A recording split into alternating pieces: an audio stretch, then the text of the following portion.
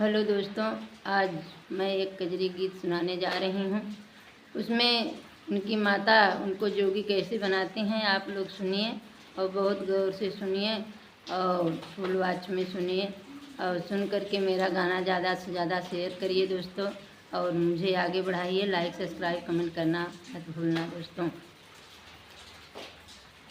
चनना रगड़ी रगड़ी दिहल मुठ हरियाए मुर बूंदाना ओ तो माजई बरत नवाए मुर बूंदाना ओ तो माजई बरत नवाए मुर बूंदाना खाइन बैठे जब गोपी चंद कले ढूंढो लगीना उनके माता जी के आंसुआ ढूंढो लगीना किया माई घटी गए अन धन सोनवा किया हो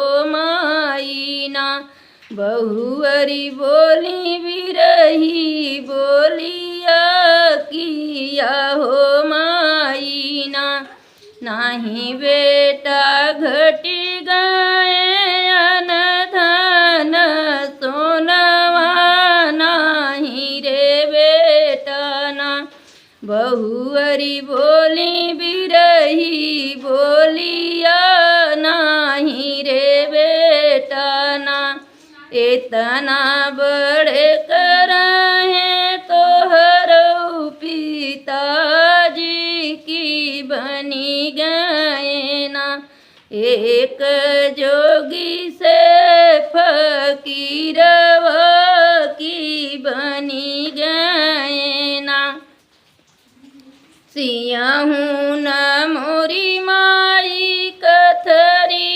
गुदरिया बनौ न माई ना एक जोगी से फकीरवा बनौ न माई ना जस गरी नगरिया बेटा घूमी फिरी आया बहिनिया नगरीना जीनी मुहवा दिखाया बहिनिया नगरीना सगरी नगरिया माया घूमी फिरी उबई बहिनिया नगरीना ऊही भौरी लगऊ बई बहिनिया नगरीना घरवा में बाटू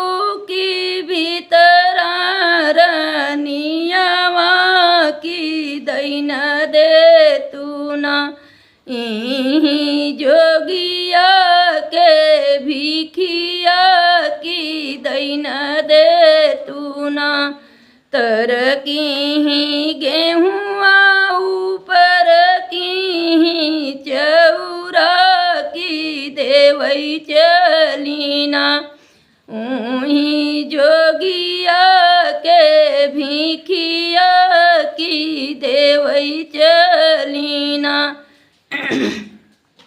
एक गोड़ धरली दूसर गोड़ धरली तीसरे गोड़े ना देखी गोपी चंद्र भैयावा तीसर गोड़े ना किया भैया घटी गए अन धन सोनवा किया रे भैया ना बहुअरी बोलिन बिरही बोलिया किया रे भैया ना बहुअरी बोली बिरही बोलिया किया रे भैया ना नाही बहिनी घटी गए अन धन सोना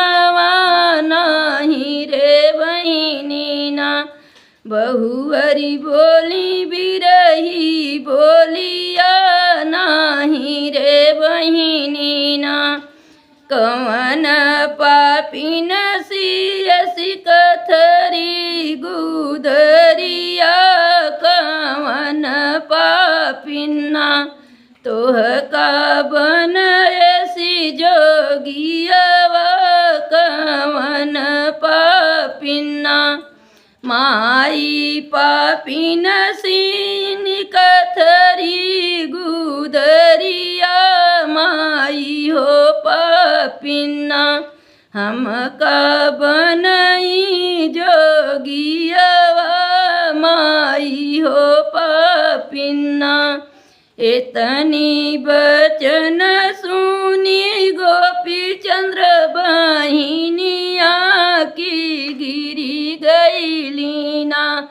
आपन पीटी के कपरवा की मरी गईलीना। आपन पीटी के